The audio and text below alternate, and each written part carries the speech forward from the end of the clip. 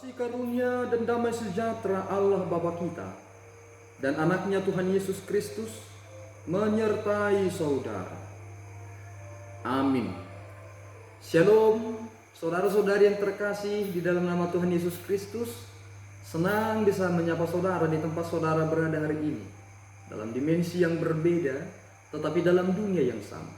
Sebagai insan yang diciptakan untuk Tuhan, sebelum kita melakukan rangkaian aktivitas kita pada hari ini, marilah terlebih dahulu mengawalinya dengan mendengarkan firman Tuhan. Salam, ayat harian kita di pagi hari ini tertulis di dalam Mazmur 135 ayat 14. Ini bunyinya: sebab Tuhan akan memberi keadilan kepada umatnya dan akan sayang kepada hamba-hambanya. Demikian ayat harian kita di pagi hari ini. Salam. Saudara-saudari yang terkasih di dalam nama Tuhan Yesus Kristus, judul perikop nats kita hari ini adalah hanya Tuhan yang patut dipuji. Mengapa hanya Tuhan yang patut dipuji? Dan ketika kita semakin mendalami, ternyata banyak juga orang-orang yang menciptakan Allahnya sendiri. Sehingga ketika kita membaca secara menyeluruh Mazmur pasal 135 ini, bagaimana orang-orang itu yang menciptakan Allah bagi dirinya dari benda mati yang tidak bisa memiliki napas hidup, memiliki mulut tetapi tidak bisa bicara, memiliki mata tetapi tidak bisa melihat, memiliki telinga tetapi tidak bisa mendengar, tetapi orang menciptakan itu untuk dipuja-puja, untuk dipuji dan disembah. Apakah secara sederhana kita menyikapinya? Bukankah itu menjadi kekeliruan yang sangat luar biasa? Dan kini kita diarahkan kepada suatu sudut pandang utama, hanya Tuhan yang patut dipuji. Mengapa hanya Tuhan yang patut dipuji? Karena ternyata keadilan itu bersumber dari Dia. Dan patokan utama, tolok ukur utama yang sudah ditentukan oleh Allah sendiri, itulah yang terus berjalan secara linear. Ada satu yang menarik, ketika bangsa Israel keluar dari Mesir, mereka menduduki Kanaan. Sebenarnya di tanah Kanaan sudah ada suatu kerajaan, dan orang-orang di sana seperti suku Amori sudah lebih dahulu menduduki tanah Kanaan. Tetapi mengapa Tuhan harus mempersiapkan bangsa Israel dengan begitu lamanya di Mesir untuk bisa masuk ke tanah Kanaan?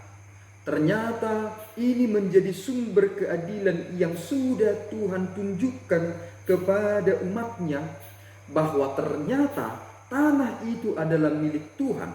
Karena semua itu diciptakan oleh Tuhan, siapapun yang menduduki itu tidak mutlak memilikinya, tetapi Tuhan sendiri yang akan membuat batasan-batasan tentang kepemilikan wilayah teritorial. Dan ternyata karena dosa di Kanaan sebelum bangsa Israel semakin meningkat dan membuat Tuhan murka, maka ada regenerasi di sana yang menjadi bangsa pilihan Allah untuk mempengaruhi dan memberi dampak positif ketika bangsa Israel tiba di sana. Dan inilah yang sudah kita perhatikan, begitu panjangnya konteks perjanjian lama ke perjanjian baru. Salah satu keadilan yang Tuhan juga sudah lakukan kepada kita adalah tidak ada darah yang kudus selain darah dari Tuhan Yesus sendiri. Binatang sudah dipersembahkan di perjanjian lama, dan itu terus berulang-ulang. Tetapi penebusan di dalam Yesus Kristus hanya sekali dan untuk selama-lamanya. Mengapa itu menjadi proporsi tentang keadilan? Karena ternyata Tuhan menentukan standarnya sendiri, yang tidak bercacat, yang tidak bernoda dan tidak berdosa.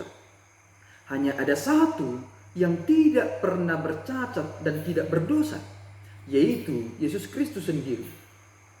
Dan sialnya, kematian Yesus Kristus itu secara sederhana dapat kita katakan adalah perilaku manusia yang mengkambing hitamkan Yesus dan akibatnya disalibkan. Tetapi Tuhan izinkan itu terjadi karena itu sudah dinubuatkan bahwa dia akan mati. Ini menjadi keadilan yang sangat luar biasa dan kita tidak bisa membayar itu.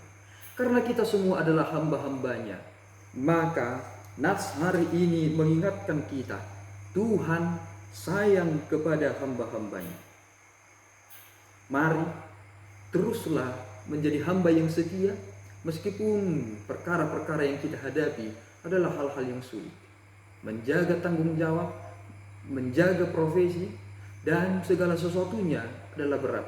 Tetapi kita harus mengingat satu hal, Tuhan itu maha adil.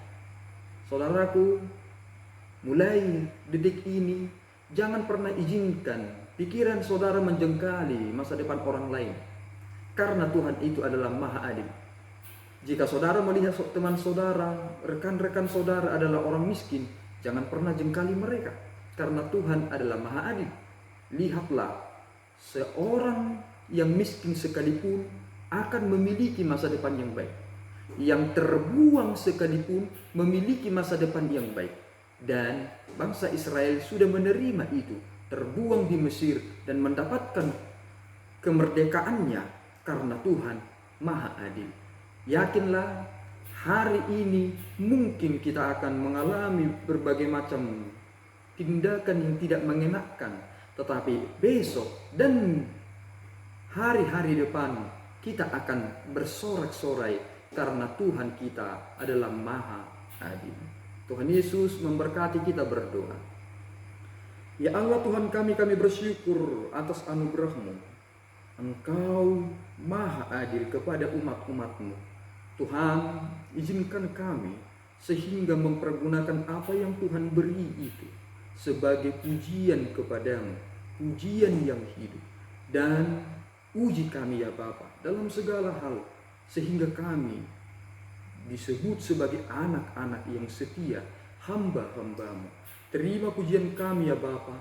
Dalam Yesus kami berdoa dan mengucap syukur. Anugerah Tuhan kita Yesus Kristus, kasih setia Allah Bapa, dan persekutuan Roh Kudus menyertai saudara. Amin.